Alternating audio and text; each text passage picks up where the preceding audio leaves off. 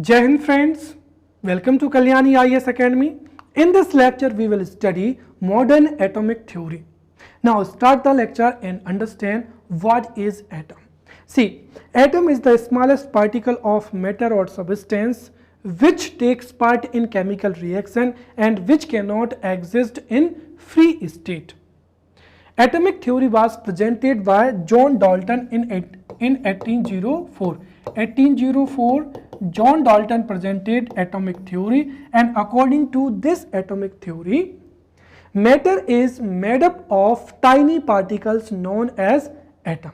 Right? So matter is made up of tiny particles known as atom, and atom is the smallest particle of matter or substance which is indivisible and which cannot exist in free state. Right? Second thing is that, right, all the atoms of a particular element, for an example sodium, तो sodium के जो सभी atoms हैं वो एक ही प्रकार के रहेंगे, but the atoms of sodium and oxygen, तो दो अलग अलग एलिमेंट के जो एटम्स हैं उनका मास और उनकी प्रॉपर्टीज क्या होंगी, अलग अलग होंगी. Third is atom is the constituent component of matter because atoms form molecules or ions. These molecules or ions aggregate in large number and form matter. तो इस तरीके से जो जॉन डाल्टन की थ्योरी के अनुसार जो मैटर है उसका निर्माण एटम से हुआ है, और एक ही एलिमेंट के सभी एटम क्या होते हैं, समान होते हैं. अलग अलग एलिमेंट के एटम के मास और उनकी प्रॉपर्टी क्या होंगी, अलग अलग होंगी. फिर atom, right, atoms form molecule and ions, and यही मॉलिक्यूल और आयंस ही क्या बनाते हैं, लार्ज नंबर में एग्रीगेट होकर मैटर को क्या करते हैं, फॉर्म करते हैं.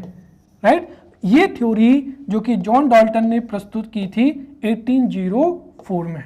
राइट, और जॉन डाल्टन के अनुसार atom is the smallest particle which is indivisible and which is the fundamental particle of the matter.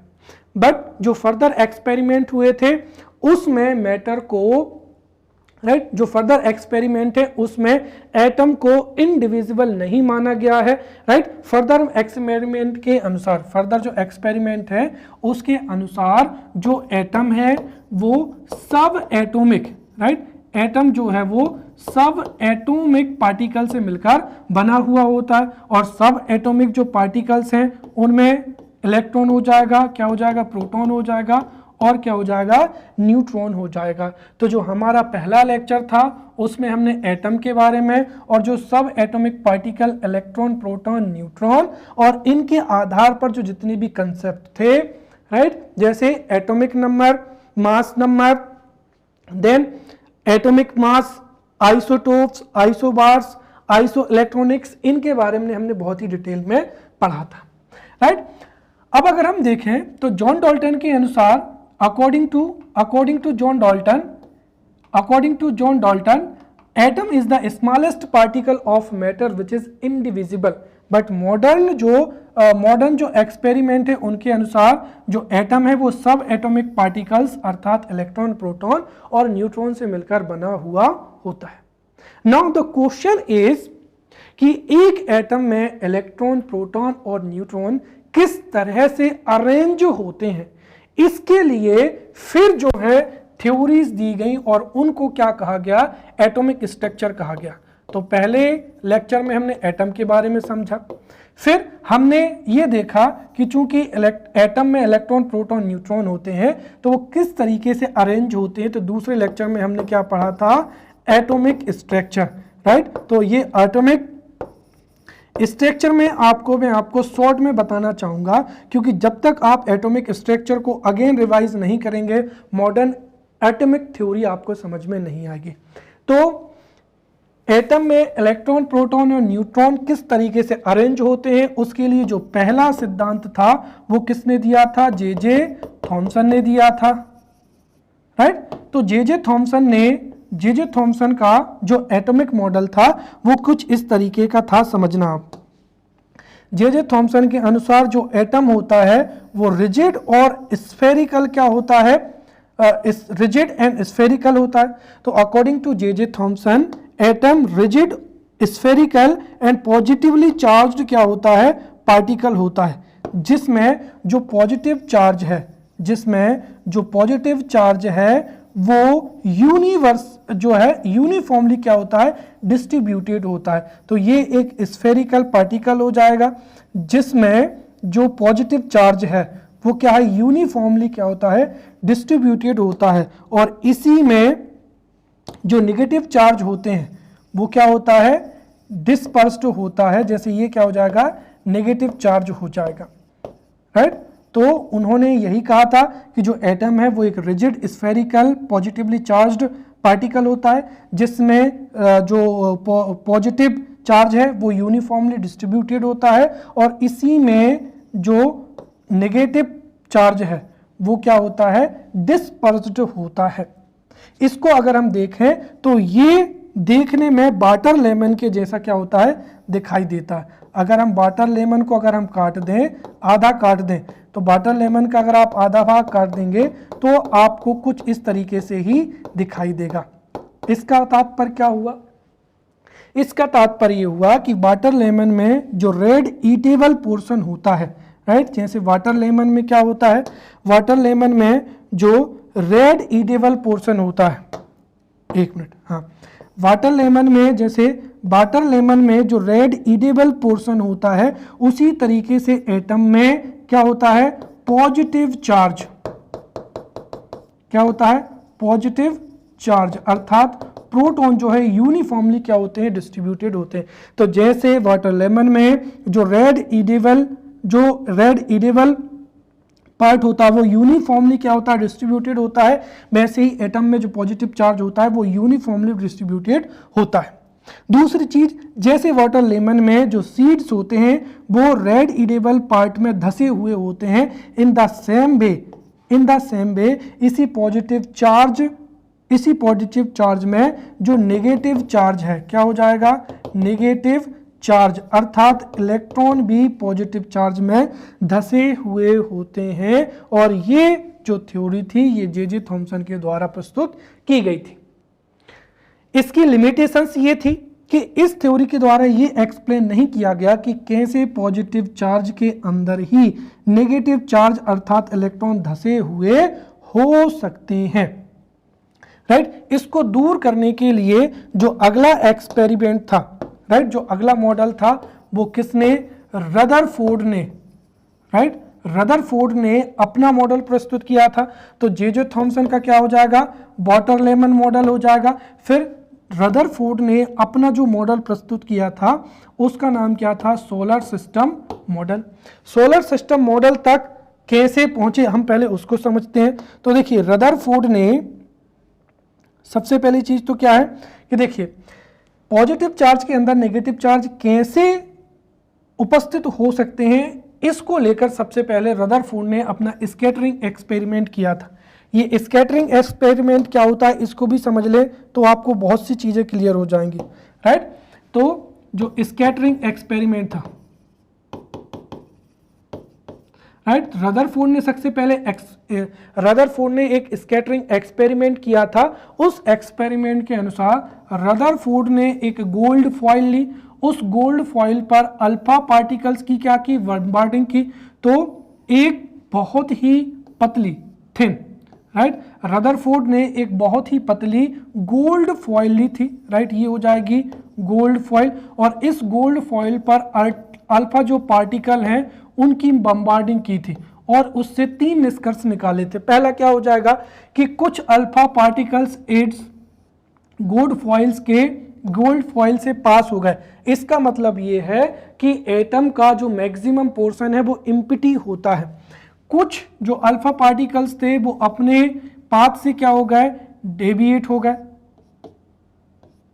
Right. और कुछ जो अल्फा पार्टिकल्स थे वो डिफ्रैक्टेड हो गए और रिटर्न हो गए। इससे उन्होंने ये तात्पर्य निकाला कि जो एटम होता है, एटम के सेंटर में एक हैवीली मास कंसंट्रेटेड जो है पोर्शन होता है, जहां पर पॉजिटिव चार्ज क्या होता है, होता है और इसी पॉजिटिव चार्ज को ही रदरफोर्ड ने क्या माना था, न्यूक्लियस माना था, राइट। और इसी न्यूक्लियस की वजह से ही जो अल्फा पार्टिकल्स हैं वो अल्फा पार्टिकल्स जो है टकराए और वो डिफ्रैक्टेड हो गए और रिटर्न हो गए। तो स्कैटरिंग एक्सपेरिमेंट के माध्यम से ही रदरफोर्ड ने ये बताया कि जो भी एटम होता है, राइट, एटम का सेंटर है, एटम के सेंटर में, राइट, एटम के सेंटर में पॉजिटिवली चार्ज, एटम का सेंटर पॉजिटिवली चार्ज होता है और जिसमें एटम का जो मैक्सिमम मास है वो कंसंट्रेटेड होता है और इसके बाहर का जो भाग होता है वो क्या होता है, एम्प्टी होता है। और इसके आधार पर रदरफोर्ड ने सोलर सिस्टम जो थ्योरी थी वो अपनी दी थी।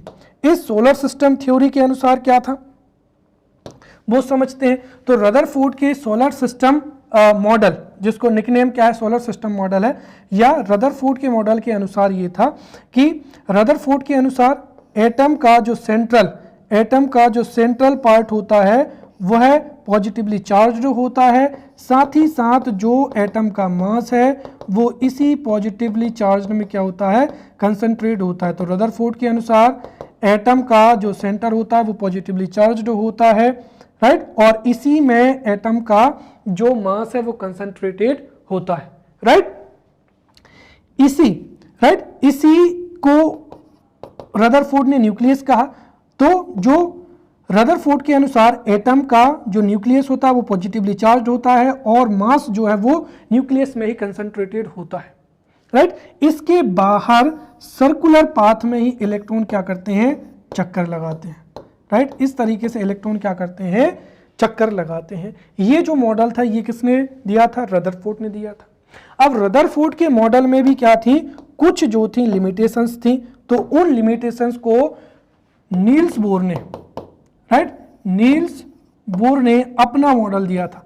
नील्स बोर ने मॉडल दिया था। सबसे पहले हम समझते हैं कि रदरफोर्ड के मॉडल में कौन कौन सी जो थी लिमिटेशंस थी, राइट। सबसे पहली चीज तो यही थी कि अकॉर्डिंग टू रदरफोर्ड जो इलेक्ट्रॉन है वो न्यूक्लियस के चारों ओर रिवॉल्व करते हैं और अगर कोई पार्टिकल अगर रिवॉल्व करेगा तो उसका एक्सेलरेशन बढ़ेगा तो वह एनर्जी को रेडिएट करेगा और अगर एनर्जी को रेडिएट करेगा तो उसकी जब पूरी की पूरी एनर्जी रेडिएट हो जाएगी तो वह आखिर में जाकर न्यूक्लियस से कोलाइड करेगा और जो एटम है वो अनस्टेबल हो जाएगा, जबकि एटम तो कैसा होता है, स्टेबल होता है।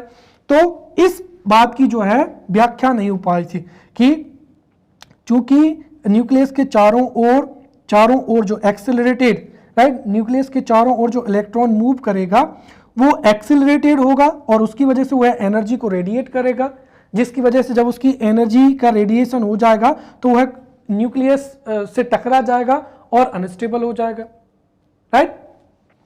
इसको दूर करने के लिए नील्स बोर ने अपना मार्ग प्रेजेंट किया। नील्स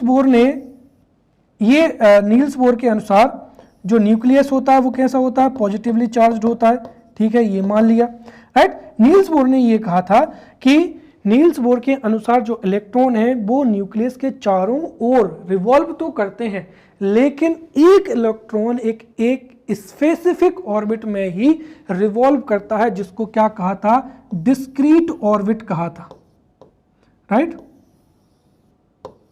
जैसे ये हो जाएगा तो न्यूक्लियस के चारों ओर इलेक्ट्रॉन एक स्पेसिफिक, राइट, तो न्यूक्लियस के चारों ओर इलेक्ट्रॉन एक सर्टेन ऑर्बिट में ही क्या करता है, रिवॉल्व करता है, जिसको नील्स बोर ने क्या कहा था, डिस्क्रीट ऑर्बिट कहा था, राइट, या इसको ही क्या कहा था, एनर्जी लेवल कहा था, राइट। इसको क्या कहा था, एनर्जी लेवल कहा था। और जब इलेक्ट्रॉन इस डिस्क्रीट ऑर्बिट में रिवॉल्व करेगा तो वह एनर्जी को रेडिएट नहीं करेगा और एनर्जी को रेडिएट नहीं करेगा तो वह जो है इलेक्ट्रॉन न्यूक्लियस से कोलाइड नहीं करेगा और उससे क्या हो जाएगा, स्टेबल हो जाएगा। तो रदरफोर्ड के मॉडल में जो भी लिमिटेशंस थी, ड्रॉबैक्स थे, उनको जो है नील्स बोर ने दूर किया था। नील्स बोर ने कहा था कि न्यूक्लियस के चारों ओर इलेक्ट्रॉन एक स्पेसिफिक ऑर्बिट में ही रिवॉल्व करता है, जिसको डिस्क्रीट ऑर्बिट कहते हैं, और यदि इलेक्ट्रॉन इसी डिस्क्रीट ऑर्बिट में रिवॉल्व करेगा तो है ये एनर्जी को रेडिएट नहीं करेगा, जिसकी वजह से वह न्यूक्लियस से नहीं टकराएगा, अर्थात एटम क्या होगा, स्टेबल रहेगा। फिर नील्स बोर के जो एटॉमिक मॉडल से उससे हमको और चीजें पता चली।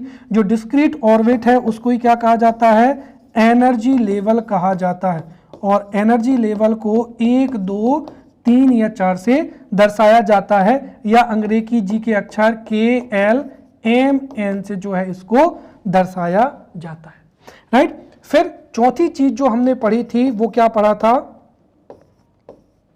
वोर बरी जो थे रूल्स के बारे में पढ़ा था। और वोर बरी रूल्स के बारे में हमने एक चीज पढ़ी थी जो थी वो ये थी कि किसी भी एनर्जी लेवल में, किसी भी ऑर्बिट में मैक्सिमम इलेक्ट्रॉन कितने हो सकते हैं, 2n² हो सकते हैं, और जो आउटर मोस्ट ऑर्बिट होती है उसमें मैक्सिमम कितने इलेक्ट्रॉन हो सकते हैं, 8 इलेक्ट्रॉन हो सकते हैं। तो हम यहां से अब शुरू करेंगे। तो मॉडर्न जो एटॉमिक थ्योरी है अब ये ऑर्बिट है। ऑर्बिट में ही अगर हम देखें तो ऑर्बिट में ही क्या होती है, ऑर्बिट में होती हैं सब सेल, राइट। ऑर्बिट को क्या कहा जाता है, सेल कहा जाता है। सेल के अंदर होती हैं सब सेल होती हैं, और उसमें क्या होता है, ऑर्बिटल होता है, राइट। तो ये हमको आज पढ़ना है। तो यहां तक जो है नील्स बोर का मॉडल और बोर बरी का जो रूल है ये हमने पिछले लेक्चर में पढ़ लिया है, राइट। ये जो जितना भी नॉलेज था, ये जो जितना भी एक्सपेरिमेंट था, इसके आधार पर ही जो है श्रोडिंगर ने, राइट, श्रोडिंगर ने जो है मॉडर्न एटॉमिक थ्योरी प्रस्तुत की थी। यदि मॉडर्न एटॉमिक थ्योरी 3 मार्कर में पूछी जाती है तो हमें यहां पर उत्तर लिखना है, right. Modern atomic theory, see modern atomic theory was propounded in 1926 by Schrödinger, right? So Schrödinger propounded modern atomic theory in 1926 and which is based on the wave nature of electron. What is the wave nature? We have studied in the physics, right? So if 3 marker question is asked in the examination, then we can write this.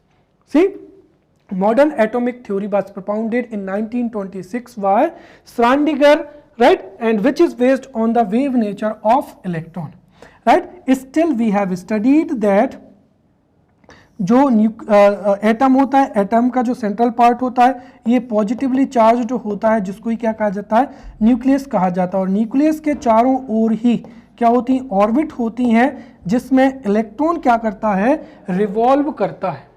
Modern atomic theory के अनुसार Schrodinger ने जो 3 dimensional reason था outside the nucleus, उसको sales में, सब sales में और ऑर्बिटल्स में ही क्या किया था, क्लासिफाई किया था, जिसमें इलेक्ट्रॉन क्या करता है, रिवॉल्व करता है। तो श्रोडिंगर ने मॉडर्न एटॉमिक थ्योरी के अनुसार जो न्यूक्लियस के चारों ओर जो 3 डायमेंशनल स्पेस है, इसको सेल, सेल मतलब क्या हो जाएगा, ऑर्बिट। तो श्रोडिंगर ने जो 3 डायमेंशनल रीजन था, श्रोडिंगर ने जो 3 डायमेंशनल रीजन था आउटसाइड द न्यूक्लियस, उसको सेल में, सब सेल में एवं ऑर्बिटल में क्या किया था, ऑर्बिटल में क्या किया था, जो था डिवाइड किया था, राइट। और इनमें ही क्या होता है, इलेक्ट्रॉन जो है न्यूक्लियस के चारों ओर रिवॉल्व करता है, राइट। तो इस तरीके से अगर 5 नंबर में यही प्रश्न पूछा जाता है तो हमको इतना पूरा का पूरा लिख देना है और ये पूरी की पूरी जो है जानकारी देनी है। अब यहां से जो है 5 नंबर में पूछा जा सकता है, what is shell, what is orbit, what is sub shell, what is orbital, what are the types of orbital, right. तो इस तरीके से अब जो मॉडर्न एटॉमिक थ्योरी है हम उसको डिटेल में पढ़ेंगे। तो 5 नंबर के लिए सीधी सी ये 5 से 6 चीजें आप याद रखेंगे। सबसे पहली चीज तो कौन सी हो जाएगी, modern atomic theory was propounded in 1926 by Schrödinger and the modern atomic theory is based on the wave nature of electron, wave nature of electron. Second क्या हो जाएगा, Schrödinger divided the 3 dimensional region outside the nucleus into cell, subcell and orbitals in which electron revolves, right. और आगे अगर आप cell, subshell और orbitals को define कर देंगे तो ये आपका 5 मार्क का जो है क्वेश्चन, 5 मार्क का आंसर तैयार हो जाएगा। अब अभी तक हमने एटम का इतना स्ट्रक्चर पढ़ लिया है। अब सेल, सब सेल, ऑर्बिटल क्या होता है इसको और हम आगे जो है बहुत डिटेल में पढ़ेंगे। Now let's study orbital, right. तो ऑर्बिटल क्या होता है वो उसको समझते हैं। देखिए, the 3 dimensional region around the nucleus in which electron is most likely to be found is called an orbital, right. तो जो 3 डायमेंशनल रीजन है अराउंड द क्या हो जाएगा, न्यूक्लियस हो जाएगा, जिसमें इलेक्ट्रॉन पाए जाने की पॉसिबिलिटी सबसे ज्यादा होती है, उसको क्या कहते हैं, ऑर्बिटल कहते हैं। तो ये यहां पर 3 मार्कर के लिए क्या हो जाएगी, डेफिनेशन हो जाएगी, राइट। तो the 3 dimensional, right, the 3 dimensional region around the nucleus in which the electron is most likely to be found is called an orbital. और एक एटम में डिफरेंट क्या होते हैं, ऑर्बिटल्स होते हैं, राइट। डिफरेंट ऑर्बिटल्स होते हैं which can be differentiated on the basis of size, shape and क्या हो जाएगा, ओरिएंटेशन हो जाएगा।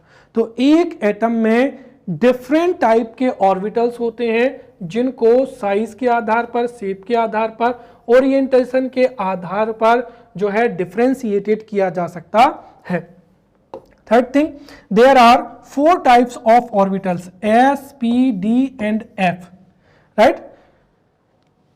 अब इनका अगर हम साइज देखें तो जो S ऑर्बिटल है वो कैसा होता है, स्फेरिकल होता है, राइट। जो S ऑर्बिटल होता है उसका आकार कैसा होता है, इस तरीके से होता है। फिर उसके बाद में क्या हो जाएगा, P, जो P ऑर्बिटल है वो कैसा होता है, dumbbell, dumbbell. The size of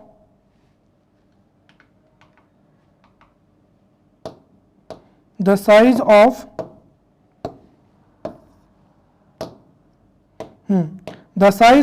p orbital is dumbbell. Then क्या हो जाएगा, D, डबल डंबल, राइट। और F का क्या होता है, कॉम्प्लेक्स होता है, राइट। साथ ही साथ जो 4 क्वांटम नंबर्स होते हैं उनके आधार पर ही जो इलेक्ट्रॉन की पोजीशन को हम ऑर्बिटल में क्या कर सकते हैं, समझ सकते हैं। तो यदि 5 नंबर में पूछा जाए what is orbital, right, what is orbital and right the different types of orbitals, तो इसको हम जो है बहुत अच्छे से लिख सकते हैं। सबसे पहले definition, right, the 3 dimensional region around the nucleus in which the electron is most likely to found is known as orbital. और एक एटम में डिफरेंट क्या होते हैं, ऑर्बिटल्स होते हैं जिनको शेप, साइज, ओरिएंटेशन के आधार पर डिफरेंशिएट किया जा सकता है। There are 4 types of orbitals in an atom, right. उनके नाम क्या हो जाएंगे, S ऑर्बिटल, P, D और F ऑर्बिटल। अब अगर हम शेप की बात करें तो जो S ऑर्बिटल है, S orbital is spherical, P orbital is dumbbell like, right, ये हो जाएगा।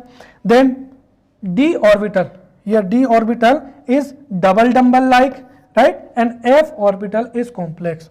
और जो 4 क्वांटम नंबर्स होती हैं उनके आधार पर ही जो है position of electron can be understood, right, in an orbital.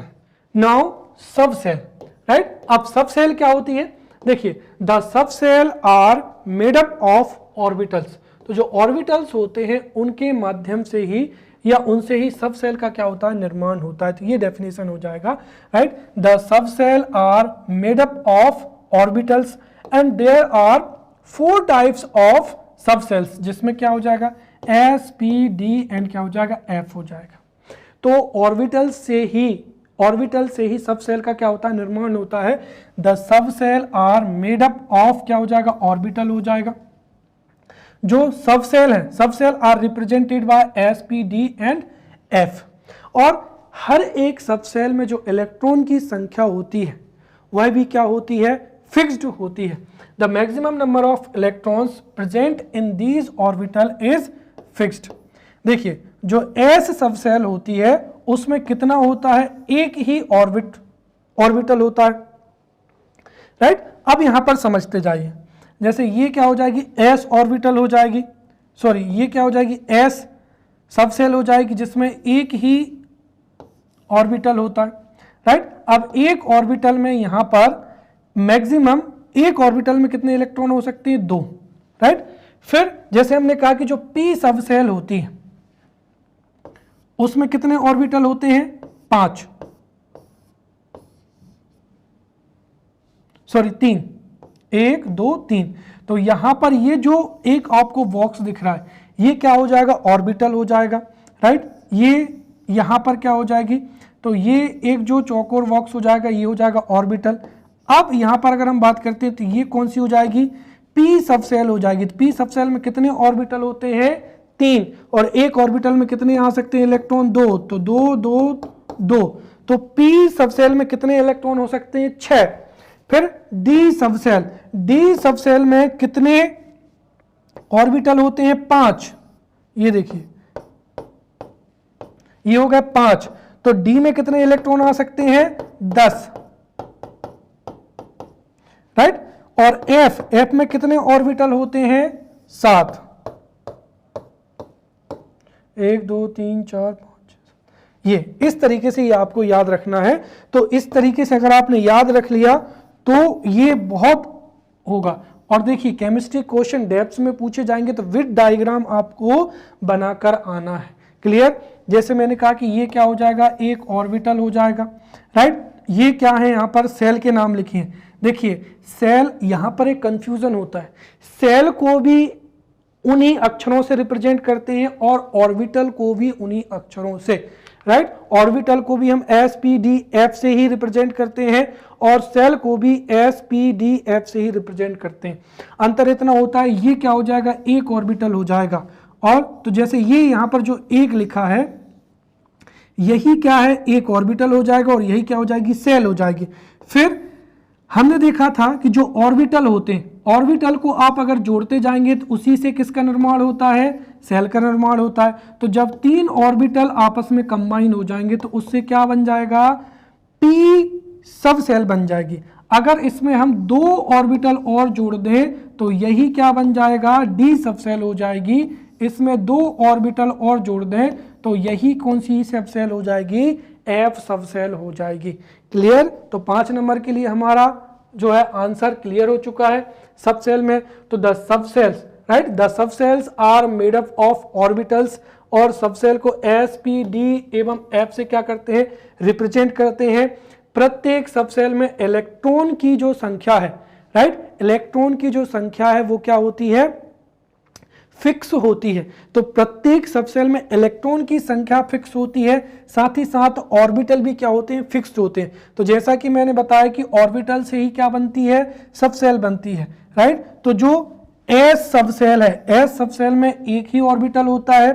फिर यदि 3 ऑर्बिटल मिल जाए तो उनसे p सब सेल बन जाएगी। यदि 5 ऑर्बिटल मिल जाए तो उनसे d सब सेल बन जाएगी। यदि 7 ऑर्बिटल मिल जाए तो उनसे क्या बनेगी? f सब सेल बन जाएगी। इस प्रकार सब सेल में इलेक्ट्रॉन की जो संख्या है वो हम पढ़ते हैं, राइट। तो यहां पर अगर हम देखें तो s सब सेल में कितने इलेक्ट्रॉन आ सकते हैं? 2, क्योंकि s जो सब सेल है, s सब सेल एक ही ऑर्बिटल से मिलकर बनती है और एक ऑर्बिटल में मैक्सिमम कितने इलेक्ट्रॉन हो सकते हैं? 2। तो एक ऑर्बिटल में 2 इलेक्ट्रॉन हो सकते हैं और एक ही ऑर्बिटल से s सब सेल मिलती है, इसलिए मैक्सिमम नंबर ऑफ इलेक्ट्रॉन्स कितने हो जाएंगे? 2। फिर p जो सब सेल है, अगर हम 3 ऑर्बिटल्स को मिला दें, ये 3 ऑर्बिटल्स जब मिल जाएंगे तो उनसे कौन सी सेल बनेगी? p। अर्थात p सब सेल में कितने इलेक्ट्रॉन होंगे? 6। अब यदि हम यहां पर 5 ऑर्बिटल को मिला दें, ये 5 ऑर्बिटल, 4 हुए, ये हो गए 5। तो 5 ऑर्बिटल से d सब सेल बनती है। 5 दूना कितने हो जाएंगे? 10 इलेक्ट्रॉन हो जाएंगे। और f जो सब सेल है वो, हाँ, जो f सब सेल है वो 7 ऑर्बिटल से मिलकर बनती है। अर्थात f में मैक्सिमम इलेक्ट्रॉन कितने हो जाएंगे? 14, राइट। अब जो है हम यहां पर सेल या ऑर्बिटल को पढ़ते हैं, राइट। तो ऑर्बिटल को तो हम पहले भी ऑर्बिट, सेल या ऑर्बिट को पढ़ते हैं, राइट। तो the circular path in which electron revolves is known as orbit, right. सीधी सी बात है, किसी भी एटम, इसके बारे में हम पढ़ चुके हैं, ये न्यूक्लियस हो जाएगा। तो न्यूक्लियस के चारों ओर वह सर्कुलर पाथ जिसमें इलेक्ट्रॉन रिवॉल्व करते हैं उसको क्या कहते हैं, ऑर्बिट कहते हैं, राइट। तो the circular path around the nucleus in which electron revolve is known as orbit, right. और ऑर्बिट जो है वो किससे, सब सेल से मिलकर बनी हुई होती है। तो the subshells make up the shells which are called orbit और एनर्जी। तो जो ऑर्बिट है वो ऑर्बिट या सेल किससे मिलकर बनी हुई होती है, सब सेल से।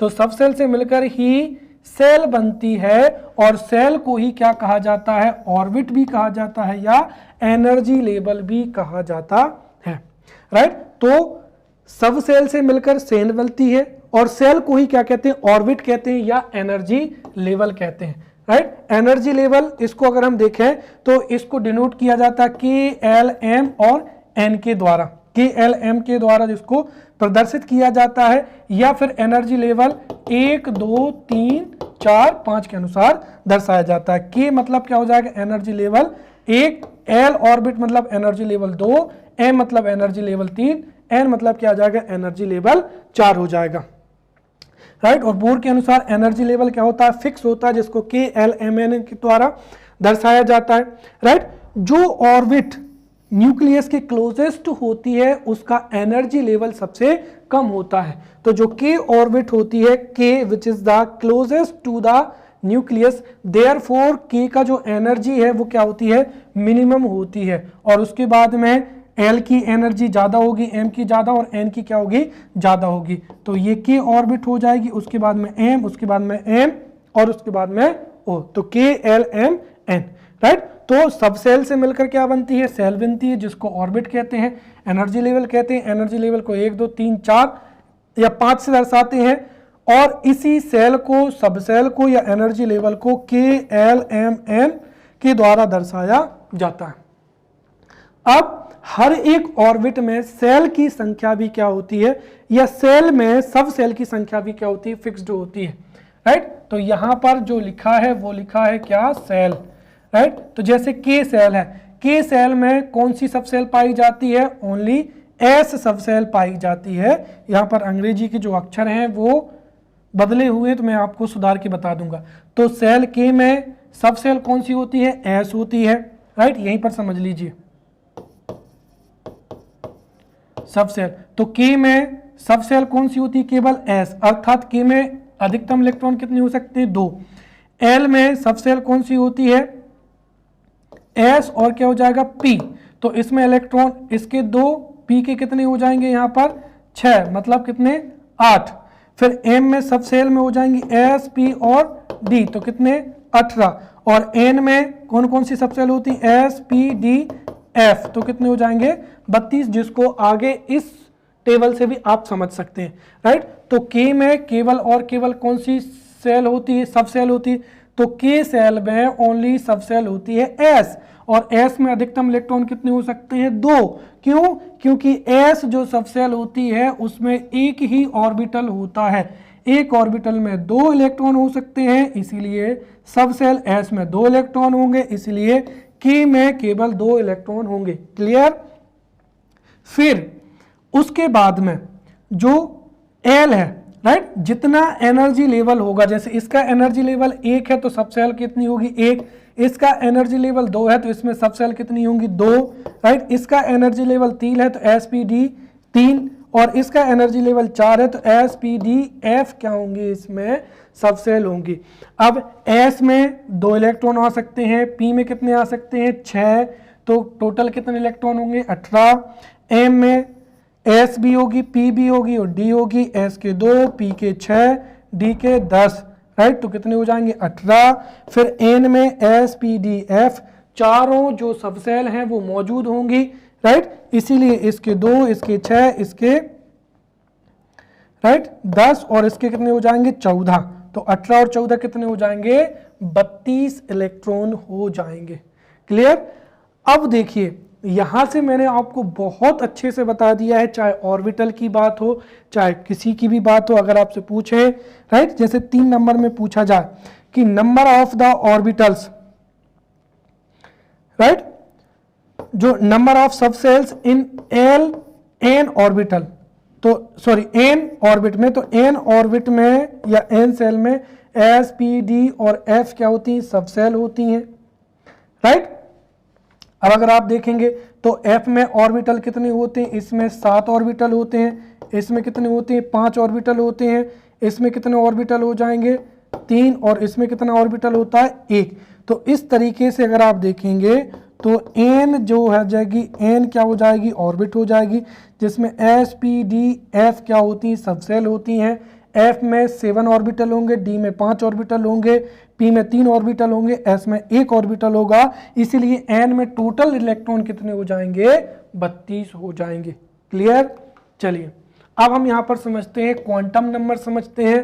तो क्वांटम नंबर से ही किसी भी ऑर्बिटल में, राइट, किसी भी ऑर्बिटल में इलेक्ट्रॉन कहां पर है, इसको हम क्वांटम नंबर के माध्यम से ही जो है पता चलता है, राइट। तो quantum number of those numbers through which we can get the information of electron which is found in orbital. तो किसी ऑर्बिटल में इलेक्ट्रॉन कहां पर मौजूद है, उसको क्वांटम नंबर से ही जो है हमें जानकारी मिलती है, right. So there are 4 types of quantum number. तो पहली हो जाएगी प्रिंसिपल क्वांटम नंबर। ये भी क्वांटम नंबर का जो प्रश्न है वो 5 नंबर में पूछा जा सकता है, या फिर 3-3 नंबर में जो क्वांटम नंबर है वो पूछी जा सकती है। तो जो क्वांटम नंबर है वो 4 प्रकार की होती है। सबसे पहला क्या हो जाएगा, प्रिंसिपल क्वांटम नंबर। अब प्रिंसिपल क्वांटम नंबर क्या होता है, it refers to the orbit in which electrons are. तो प्रिंसिपल क्वांटम नंबर वह क्वांटम नंबर होता है जो उस ऑर्बिट या सेल के बारे में बताता है जिसमें इलेक्ट्रॉन रिवॉल्व करता है, जिसको किससे प्रदर्शित करते हैं, n से प्रदर्शित करते हैं। अगर हमने n बराबर 1 लिख दिया तो इसका मतलब क्या हो जाएगा कि जो इलेक्ट्रॉन है वो किसमें, k ऑर्बिट में है, राइट। तो n बराबर 1 मतलब इलेक्ट्रॉन किस में है, k ऑर्बिट में है। n बराबर अगर 2 है तो जो इलेक्ट्रॉन है वो किस ऑर्बिट में हो जाएगा, l में। n बराबर अगर 3 है तो जो इलेक्ट्रॉन है वो m ऑर्बिट में होगा। n बराबर 4 तो इलेक्ट्रॉन किस में, n ऑर्बिट में होगा, राइट। साथ ही साथ चूंकि k l m n को एनर्जी लेवल भी कहते हैं, इसीलिए हम ये भी लिख सकते हैं कि principal quantum number represents the average distance of the electron from the nucleus and it is associated with the energy. तो जो क्वांटम नंबर है, प्रिंसिपल क्वांटम नंबर ऑर्बिट के बारे में बताती है, या फिर वो ऑर्बिट न्यूक्लियस से कितनी दूर है वो बताती है, या उसका एनर्जी लेवल क्या है वो भी प्रिंसिपल क्वांटम नंबर के द्वारा बताया जाता है, राइट। फिर दूसरा हो जाएगी अजीमुथ क्वांटम नंबर। तो azimuth quantum number angular momentum के बारे में बताती है। तो azimuth quantum number shows the angular momentum of क्या हो जाएगा, इलेक्ट्रॉन हो जाएगा। साथ ही साथ it defines the 3 dimensional shape of the orbital.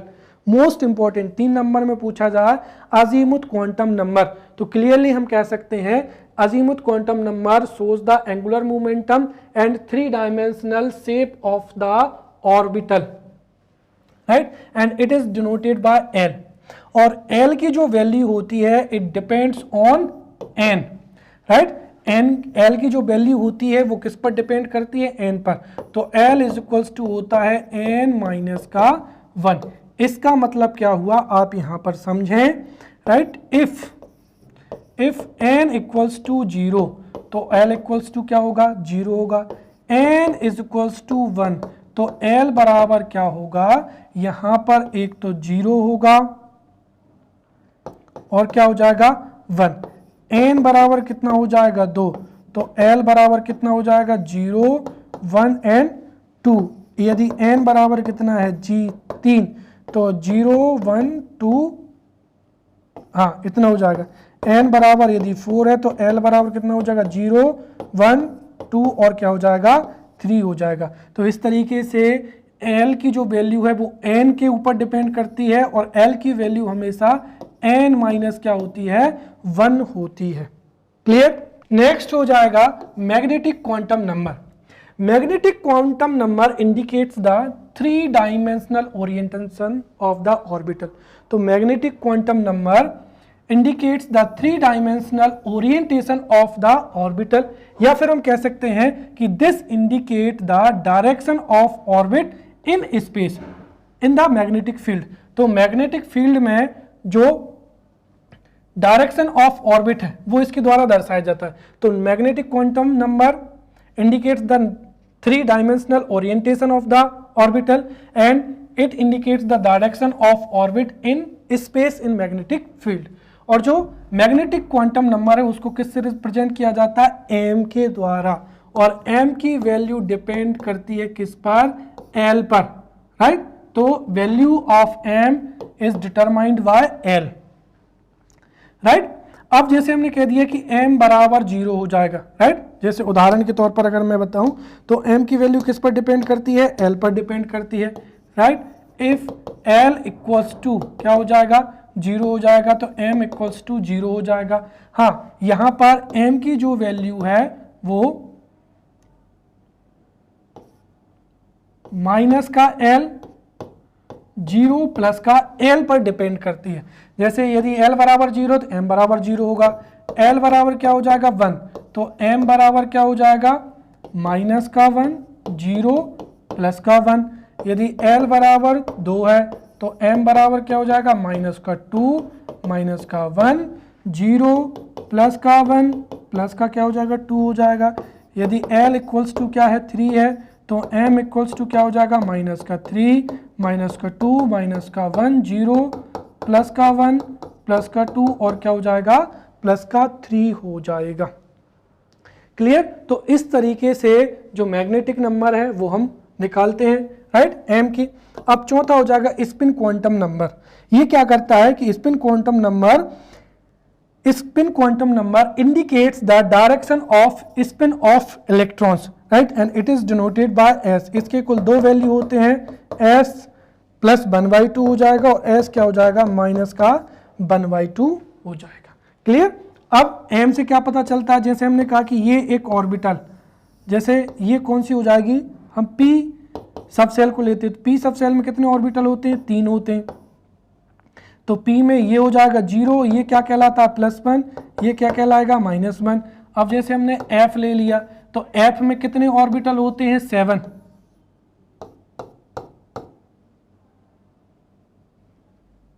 ये d ऑर्बिटल हो जाएगा, तो इसमें ये 0, ये +1, ये +2, ये -1, ये क्या हो जाएगा? -2 हो जाएगा। तो इस तरीके से ये होता है। अब यहाँ पर जैसे ये जो m है, इस तरीके से हमको यहाँ पर पता चल जाएगा ऑर्बिटल के बारे में, राइट। तो जो 3 डायमेंशनल ओरिएंटेशन है वो हमको किससे पता चलता है? m से पता चलता है। और इसमें स्पिन, जो स्पिन क्वांटम नंबर होता है, इसमें जैसे मैंने कहा कि ये इलेक्ट्रॉन ये है, राइट, अगर उसकी क्वांटम संख्या क्या है? -1/2 है, तो वो इलेक्ट्रॉन हमेशा कैसा भराएगा? इस तरीके से भराएगा। तो इस तरीके से जो इलेक्ट्रॉन है हमेशा पहले पॉजिटिव भराएगा, राइट, इस तरीके से, और फिर उसके बाद में जो है नेगेटिव स्पिन नंबर के साथ में इस तरीके से भराता है, जिसको हम और आगे डिटेल में पढ़ेंगे। क्लियर? तो यहाँ पर जो प्रिंसिपल क्वांटम नंबर है वो n से दर्शाते हैं और यह उस ऑर्बिट को बताती है जिसमें इलेक्ट्रॉन होता है। फिर अजीमुथ क्वांटम नंबर जो है एंगुलर मोमेंटम ऑफ इलेक्ट्रॉन को बताती है और इसकी वैल्यू n-1 हमेशा होती है। Magnetic quantum number 3 dimensional orientation को बताती है, राइट, और इसकी वैल्यू -l 0 से लेकर +l के बीच में होती है। मैं स्पष्ट रूप से लिख देता हूँ, -l 0 से लेकर +l के बीच में होती है। एवं स्पिन क्वांटम जो नंबर है वो +1/2 या -1/2 हो सकती है। Now we will study filling of electrons in orbitals in an atom. तो ऑर्बिटल्स में इलेक्ट्रॉन कैसे भरे जाते हैं उसको समझते हैं, right. So electrons in the orbitals of different atoms are filled according to Aufbau law, right. तो जो ऑफ-बाउस लॉ होता है, राइट, ये यहाँ पर गलत लिखा हुआ है, राइट। तो ऑफ-बाउ लॉ के अनुसार, ऑफ-बाउस जो लॉ है उसके अकॉर्डिंग ही जो इलेक्ट्रॉन्स हैं वो ऑर्बिटल्स में भरे जाते हैं, राइट। साथ ही साथ जो ऑफ-बाउस लॉ है इसके अलावा भी पाउलीस एक्सक्लूशन प्रिंसिपल हो जाएगा या हुंड्स क्या हो जाएगा? Maximum multiplicity, right, multiplicity and the radiative energy of the orbitals, right। तो जो ऑर्बिटल्स में इलेक्ट्रॉन भरे जाते हैं वो अफबाउस लॉ के अनुसार भरे जाते हैं। Aufbau law is based on Pauli's exclusion principle and हूर्न्स law of maximum multiplicity, right, and the relative energy of the orbitals, इनके आधार पर जो है भरे जाते हैं। सबसे पहले हम यहाँ पर अफबाउ के प्रिंसिपल को समझते हैं, राइट। यहाँ पर आप समझिए 2021 का जो मेंस एग्जाम था, मेंस एग्जाम में यहाँ पर जो था पाउली's एक्सक्लूशन जो है नियम जो है, पाउली's एक्सक्लूशन प्रिंसिपल जो है पूछा गया था। इसीलिए इन तीनों प्रिंसिपल को हमको बहुत अच्छे से समझना है विद डायग्राम। यदि 5 मार्कर क्वेश्चन पूछा जा रहा है then it is necessary to write या to describe through diagram, right. तो सबसे पहले हम समझते हैं कि अफबाउ का प्रिंसिपल क्या कहता है। See, according to Aufbau's principle, an electron occupies the orbital of lowest energy first, and when it is filled up completely then remaining electron are accommodated to the orbitals of the next higher energy. The orbital of having highest energy is filled up in the last. बिल्कुल सीधी सी परिभाषा है, right? An electron occupies the orbital of lowest energy first, then and when it is filled up completely then जो remaining electron होते हैं वो higher energy वाले जो orbitals हैं उनमें फिल करते हैं। जैसे अगर हम समझें तो यहाँ पर क्या हो जाएगा, 1s हो जाएगा। अब देखिए एनर्जी लेवल सबसे पहले कौन सी ऑर्बिटल हो जाएगा, सॉरी k ऑर्बिट हो जाएगी, फिर l ऑर्बिट हो जाएगी, फिर m, फिर n और फिर क्या हो जाएगी o। k में एक ही सब सेल होती है तो एक ही ऑर्बिटल होगा। l में जो है एक तो क्या होगी सब सेल s होगी और उसके बाद में क्या होगी यहां पर दूसरी 2s हो जाएगी, सॉरी यहाँ पर 2s हो जाएगा और क्या हो जाएगा 2p हो जाएंगे 2 ऑर्बिटल। m में क्या होंगे 3s 3p और क्या हो जाएगा 3d, फिर 4s 4p 4d और 4 क्या हो जाएगा f हो जाएगा। देखिए अभी अभी मैंने बताया था कि k का एनर्जी लेवल एक होता है जिसका एनर्जी लेवल क्या होता है कम होता है, इसमें एक ही ऑर्बिटल होता है जो कि क्या हो जाएगा 1s। l का जो एनर्जी लेवल 2 है इसलिए इसमें 2 सब सेल होती हैं, 2s हो जाएगा और 2p हो जाएगा, राइट। तो जो s और p है यहाँ पर क्या दर्शा रहे हैं ऑर्बिटल को दर्शा रहे हैं, फिर 3s 3p 3d, फिर 4s 4p 4d और क्या हो जाएगा 4f हो जाएगा। अब अफबाउ का रूल ये कहता है कि जो इलेक्ट्रॉन है सबसे पहले वो लो लेवल जिस ऑर्बिटल की एनर्जी लेवल लो होगा उसमें सबसे पहले इलेक्ट्रॉन जाएगा। जैसे सबसे पहले किस में जाएगा 1s में जाएगा, फिर किस में जाएगा 2s में जाएगा, फिर किस में जाएगा 2p में जाएगा, फिर किस में जाएगा 3s में, राइट, फिर किस में जाएगा 3p में। तो देखिए यहां तक तो क्लियर है, सबसे पहले इलेक्ट्रॉन 1s में जाएगा, फिर इलेक्ट्रॉन किस में जाएगा 2s में, राइट, फिर उसके बाद में इलेक्ट्रॉन कहां पर जाएगा 2p में, ये भी क्लियर है, फिर उसके बाद में कहां जाएगा 3s में, फिर कहां जाएगा 3p में, ये भी क्लियर है। लेकिन 3p के बाद में इलेक्ट्रॉन 3d में नहीं जाता है, ये याद रखना है। 3p के बाद में 3d में ना जाकर इलेक्ट्रॉन कहां पर जाता है 4s में। इसका मतलब ये हुआ कि 4s ऑर्बिटल की एनर्जी जो है वो 3d से क्या होती है कम होती है, इसलिए इलेक्ट्रॉन 3p के बाद में 4s ऑर्बिटल में जाएगा, उसके बाद में किस में जाएगा 3d में, फिर इसके बाद में 4s, जैसे अगर मैं यहां पर मान लूं जो है यहां पर लिखा हुआ जैसे 5s लिखा है, 5p लिखा है, 5d लिखा है, 5f लिखा है, राइट, और क्या हो जाएगा 5g लिखा है। तो इसके बाद में यहां पर जो इलेक्ट्रॉन है वो 3d में जाएगा, फिर 4p में जाएगा, राइट, और उसके बाद में ये यहां से आएगा, राइट। ये यहां पर थोड़ा गड़बड़ हो गया,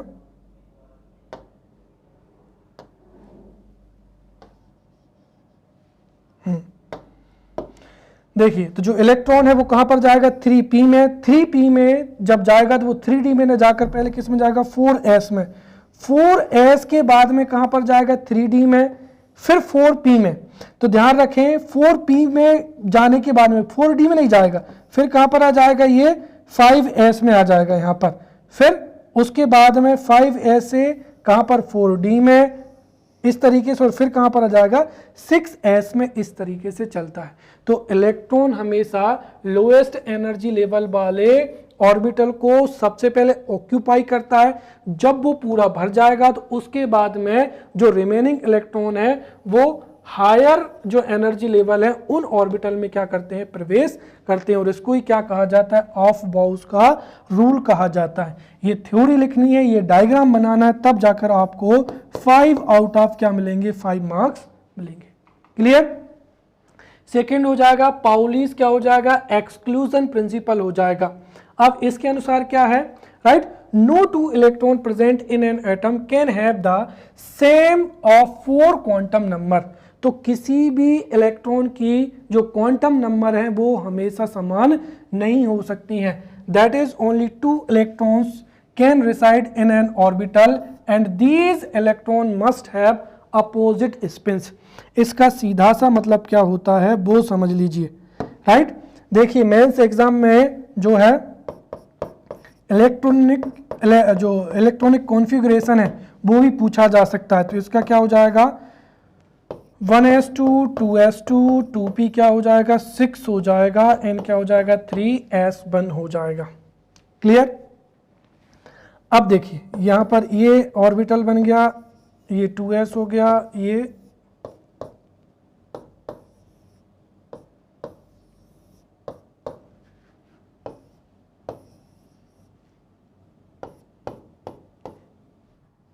राइट। एग्जाम में आपको बिल्कुल इस तरीके से ही लिख के आना है, अदरवाइज आपके मार्क्स जो है कटेंगे, राइट।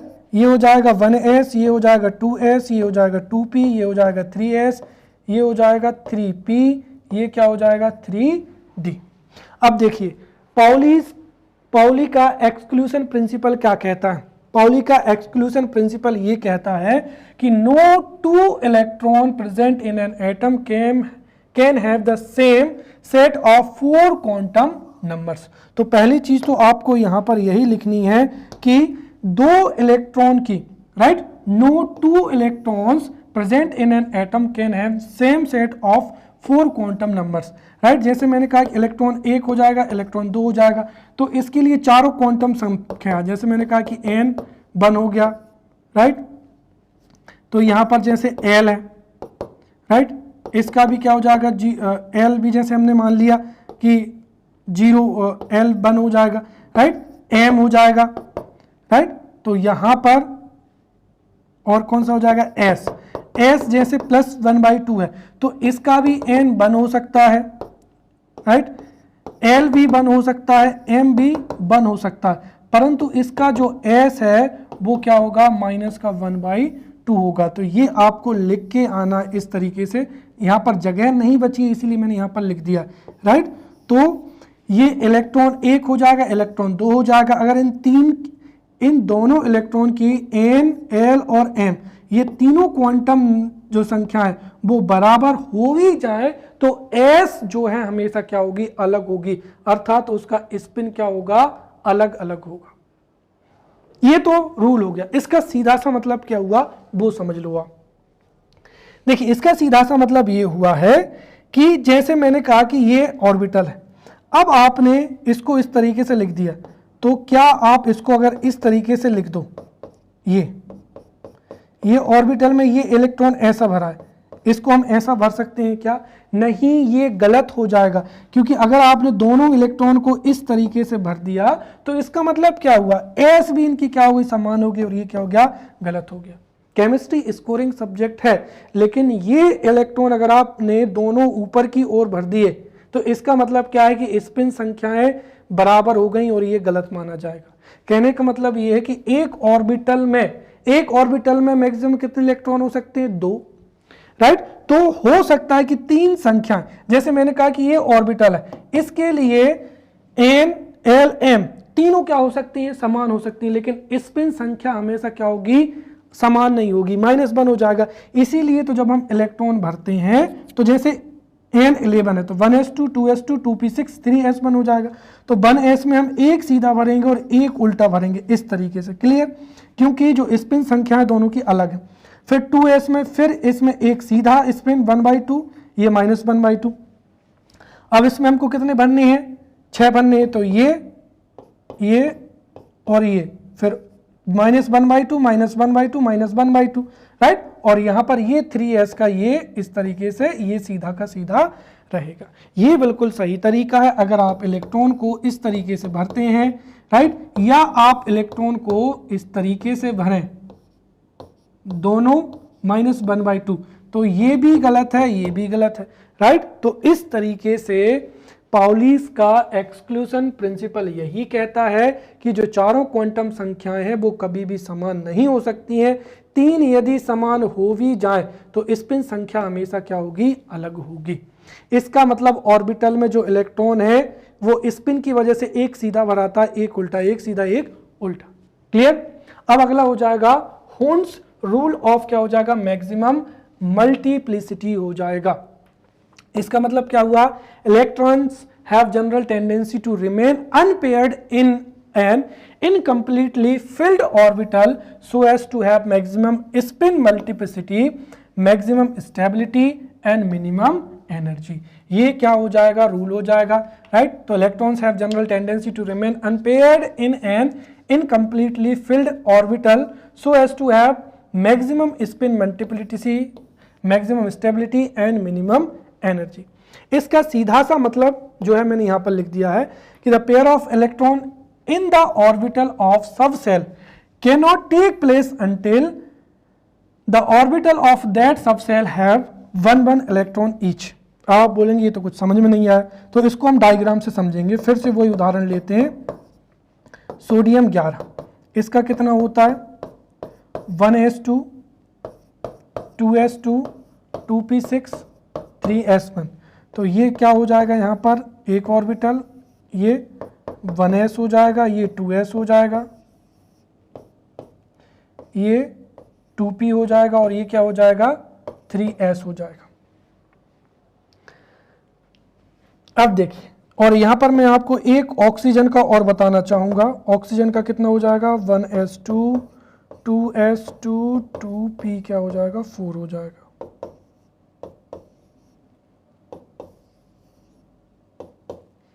देखिए, तो इसका मतलब क्या कहा गया है कि किसी भी ऑर्बिटल में, राइट, किसी भी ऑर्बिटल में इलेक्ट्रॉन का पेयर तब तक नहीं हो सकता है जब तक कि ईच ऑर्बिटल में एक एक इलेक्ट्रॉन ना आ जाए। कहने का मतलब ये कि इसमें जैसे यहां पर 2 इलेक्ट्रॉन है तो पहले ये इलेक्ट्रॉन जाएगा और स्पिन की वजह से एक -1/2 की वजह से उल्टा बढ़ाएगा, फिर इसमें इस तरीके से इसमें। अब जैसे इसमें हमको 6 इलेक्ट्रॉन बनने, तो सबसे पहले एक एक ऑर्बिटल में एक एक इलेक्ट्रॉन आएगा, राइट। उसके बाद में इलेक्ट्रॉन है तो वो फिर दूसरे ऑर्बिटल में जाएगा, जैसे इसमें। तो इसमें तो कोई दिक्कत नहीं कि इससे समझते, इससे आपको समझ में आएगा। 1s2 2 इलेक्ट्रॉन है तो पहले सीधा फिर उल्टा भरा जाएगा। इसमें भी क्या होगा, सीधा और ये उल्टा भरा जाएगा। अब हमारे पास में कितने इलेक्ट्रॉन है, 4 इलेक्ट्रॉन है। अगर आपने इसको ऐसा भर दिया, ये 2 इलेक्ट्रॉन यहाँ पर भर दिए, ये 2 इलेक्ट्रॉन यहाँ पर भर दिए, तो ये क्या हो जाएगा, गलत हो जाएगा। यही आपको एग्जामिनर को विद डायग्राम जो है बता के आना, ये क्या हो जाएगा, गलत हो जाएगा। आप एक ही बार कट लगाएं, मैंने ज़्यादा लगा दिए, राइट। इस तरीके से सही तरीका क्या होगा, सही तरीका ये होगा, मेरे पास जगह नहीं, आप नीचे एक्सप्लेन करके आए। यहाँ पर यही होगा, जो 2p4 है तो 4 इलेक्ट्रॉन है, तो यहाँ पर क्या कहा गया है, the pair of electrons in orbital of sub shell can not take place until all the orbital of that subcell have 1 electron each। तो इसका मतलब क्या हुआ कि यहां पर हमने क्या कर दिया, पहले ही पेयरिंग कर दी, इसी वजह से ये क्या है, गलत है। सबसे पहले एक एक ऑर्बिटल में एक एक इलेक्ट्रॉन जाएगा, क्लियर। ये तीनों में एक एक इलेक्ट्रॉन हो गया। अब क्या होगी, पेयरिंग होगी। कितने इलेक्ट्रॉन है टोटल, 4, तो यहां पर एक पेयर बनेगा। मतलब इस तरीके से भरना गलत है, ये क्या होगा, सही होगा। यही क्या कहलाता है, पाउलीस जो है, sorry, Hund's rule of maximum multiplicity आएगा। और ये क्वेश्चन 2021 में आया है, इसलिए तीनों को विद डायग्राम आपको एग्जाम में लिख कर आना है, राइट। अफवाह में आप ये डायग्राम बनाएं, राइट। पाउलीस का एक्सक्लूजन जो प्रिंसिपल है उसमें सबसे पहले ये क्वांटम संख्या लिखें और फिर इस तरीके से आप डायग्राम बनाकर जो है बताकर आए। वैसे ही यहां पर भी आप ये डायग्राम बनाएं। अब आखिरी में हम इलेक्ट्रॉनिक जो है कॉन्फ़िगरेशन ऑफ एलिमेंट्स को पढ़ते हैं, क्योंकि हो सकता है 3 मार्कर में जो है पूछ लिया जाए, राइट। तो यहां पर जैसे मैं आपको बताऊं, सबसे शुरू में कार्बन का 6। अब एक मैं वो स्टैंडर्ड तरीका बता दे रहा हूं कि एग्जाम में अगर इलेक्ट्रॉनिक कॉन्फ़िगरेशन जो है पूछा जाता है तो उसको लिखते कैसे। इलेक्ट्रॉनिक कॉन्फ़िगरेशन को लिखने का जो सबसे सटीक तरीका है वो ये है कि सबसे पहले तो आप इलेक्ट्रॉनिक कॉन्फ़िगरेशन को लिखें 1s2 2s2, फिर क्या हो जाएगा 2p2 हो जाएगा। अब जब आप इसको भरें तो इस तरीके से प्रॉपर आप लिख के आए। ये हो जाएगा 1s, ये हो जाएगा क्या 2s, ये क्या हो जाएगा यहाँ पर 2p, राइट। अगर आप यहाँ पर देखें तो ये कौन सी सेल हो जाएगी, के में क्या होता है, के में एक ही सेल होती है s, और s में एक ही ऑर्बिटल होता है। फिर जो अगली सेल होती है, अगला ऑर्बिटल होता है वो कौन सा होता है, Kl। L में कितनी सब सेल होती हैं, 2, s और p। s में एक ही ऑर्बिटल होता है, p में कितने ऑर्बिटल होते हैं, 3। क्लियर। अब हम इलेक्ट्रॉन को यहाँ पर भरेंगे तो यहाँ पर 1s2, तो इसमें ये सीधा ये उल्टा, फिर 2s2 में ये सीधा और ये क्या हो जाएगा, उल्टा हो जाएगा। फिर हमारे पास में कितने इलेक्ट्रॉन है, 2। तो इसमें आपको यहाँ पर ध्यान रखना है, अगर आपने यहाँ पर इस तरीके से दोनों के दोनों इलेक्ट्रॉन को आपने जल्दबाजी में ऐसे भर दिए तो वो क्या हो जाएगा, गलत हो जाएगा। क्यों, क्योंकि हुंड का जो रूल हमने पढ़ा था, हुंड का मैक्सिमम मल्टीप्लिसिटी रूल यही कहता है कि सबसे पहले एक ऑर्बिटल में, जितने भी ऑर्बिटल हैं उनमें एक एक इलेक्ट्रॉन जाएगा, उसके बाद में पेयरिंग होगी। अर्थात इसमें एक इलेक्ट्रॉन जाएगा, फिर इसमें एक इलेक्ट्रॉन जाएगा। ये सबसे स्टैंडर्ड तरीका होता है। 3 नंबर में अगर ये पूछा गया तो इतना आपने लिख दिया तो आपका पूरे के पूरे जो है मार्क्स आपको मिलेंगे। क्लियर। तो ये हमने यहाँ पर देख लिया। अब मैं ऑक्सीजन का और बताता हूँ। तो ऑक्सीजन का क्या हो जाएगा, 1s2 हो जाएगा, 2s2 हो जाएगा, फिर 2p क्या हो जाएगा, यहाँ पर 4 हो जाएगा। तो इसका भी हम वैसे ही लिखते हैं। यहाँ पर क्या हो जाएगा, ये 1s हो जाएगा, यहाँ पर क्या हो जाएगा, ये 2s हो जाएगा, और ये यहाँ पर क्या हो जाएगा, 2p हो जाएगा। क्लियर। ये कौन सी सेल हो जाएगी, यहाँ पर k, और यहाँ से लेकर यहाँ तक ये कौन सी हो जाएगी, l। इसमें 2 इलेक्ट्रॉन ऐसे ऐसे। अब देखिए यहाँ पर फिर आप जो है पाउली का नियम क्या कहता है कि हमेशा एक सीधा होगा और एक क्या होगा, उल्टा होगा। चारों क्वांटम संख्याएं बराबर नहीं होती। और ये रूल हमने अभी पढ़ा था। सबसे पहले एक एक ऑर्बिटल में एक एक जाएगा, फिर क्या होगी, पेयरिंग होगी। इस तरीके से ये 4 हो जाएंगे, ऑक्सीजन का 8। वैसे ही अब अगर मैं आपको शॉर्ट में बताऊं तो सोडियम 11, तो 11 हम क्या हो जाएगा, 1s2, 2p क्या हो जाएगा 2, फिर 2p क्या हो जाएगा 6, फिर क्या हो जाएगा 3s1, राइट।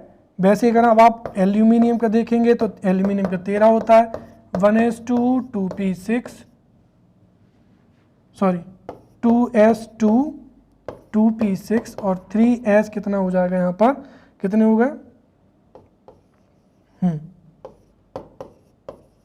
3p1। क्लियर। अब आप कहेंगे कि सर इनको भरते कैसे, तो बिल्कुल सीधी सी बात है भाई, कितने इलेक्ट्रॉन है, 13।